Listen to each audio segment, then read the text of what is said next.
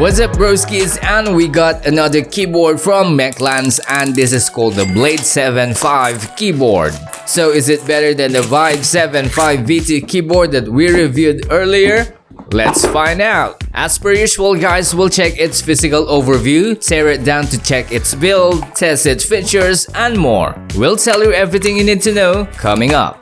Hey, what's up guys, this is Mac, and we do a lot of tech related videos like this one. If this is your first time, consider subscribing. With that said, let's begin.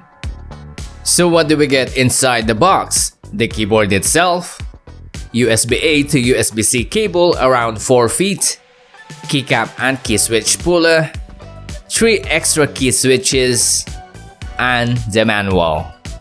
First, let's check out its external physical overview. This keyboard features a 75% layout with 81 keys and a dedicated volume knob in the top right corner. The knob has a nice and tactile click with every turn and can be pressed to mute your volume. In terms of aesthetics, this keyboard comes with a blue and white color scheme, accented with the subtle light purple tones. But if this theme isn't your style, Mechlands also offers green and black variants on their website. The entire case is made from solid aluminum, giving it a premium and durable feel. It also has a glittery blue texture that adds up a bit of flair without going overboard. The keycaps are double-shot PBT, and as for the switches, we've got 5-pin Mechlands Verdant switches. I know you are curious about its typing sound, so let's try it out, shall we?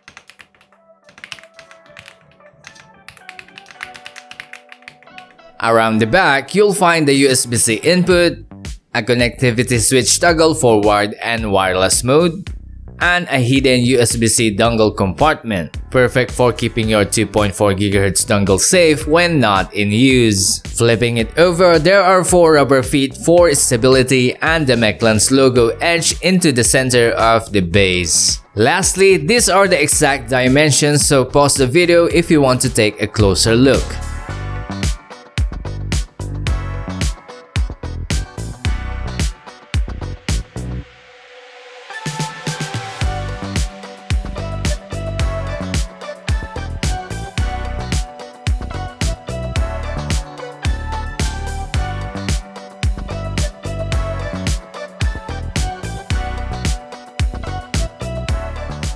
Next up, we're going to tear this down to check how the keyboard is built internally. So, let's go! There are 6 screws hidden inside, so we need to remove the keycaps to see them. After removing the screws, make sure to remove the volume knob too. This is quite easy to open compared to the Vibe 75 V2 that we reviewed earlier. So big thumbs up to Mechlands for doing this. Though removing the cables are quite tricky, so I didn't bother since I just need to show you what's inside anyway. So after the key switch, there is the PC plate, followed by a layer of foam above the PCB.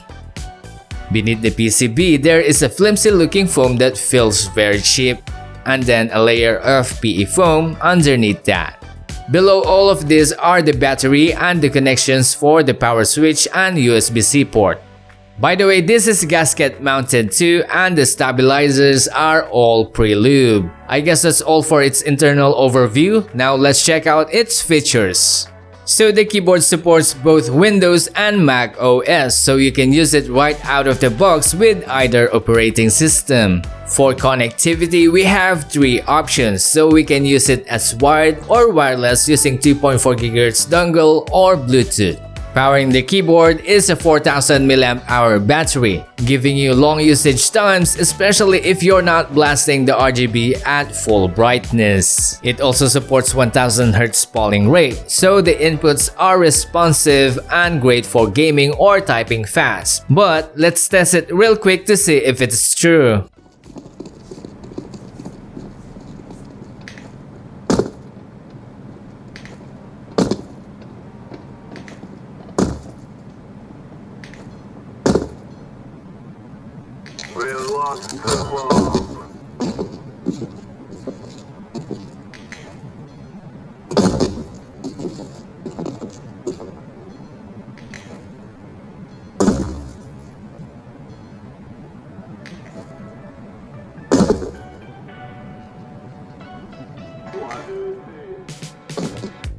And for customization, there is an app-based driver. This will let you tweak the key functions, lighting, and more to suit your preferences. I guess that's all for its features, but if you want to see more detailed specifications, then you can check this out and pause the video. Now let's check out the app-based driver. So this is the driver. It looks straightforward and easy to use, and we have 3 sections in total. And let's start with the main section where we can modify each individual keys and program them accordingly. So here we can do combination or simply replace a function using the full keyboard layout. We can also do macro, media, or mouse functions as well.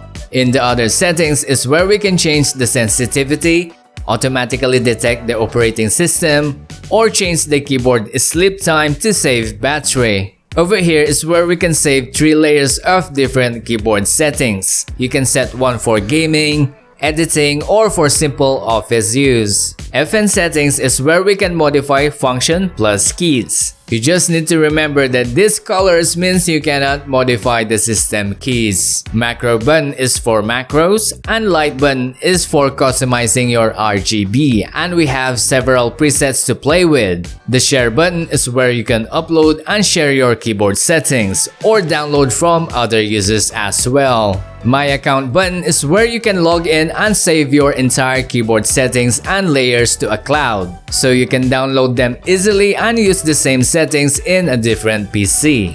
I guess that's all for its app-based driver. Now let's move into the conclusion and let's talk about the things that I like and don't like about the keyboard. Let's start with the downsides. First up, the driver situation. For a keyboard at this price point, I was really expecting a web-based driver option. Unfortunately, that's not the case. Well, this is just a personal preference, but how about you guys? Do you prefer web-based or app-based driver? Please let us know in the comments below. Another thing is the layer switching. You can save up to 3 layers in the cloud, which sounds great, but there is no quick way to switch in between them on the fly. Well, that kinda defeats the purpose of having multiple profiles, especially if you're switching between work and gaming settings often. To Mechlands, I suggest make function plus key in the system settings to switch between these 3 profiles. Now, onto the good stuff, and there is a lot to like here. Number 1, the full aluminum build is a standout. It feels super solid and premium in the hands, and that quality carries through in everyday use.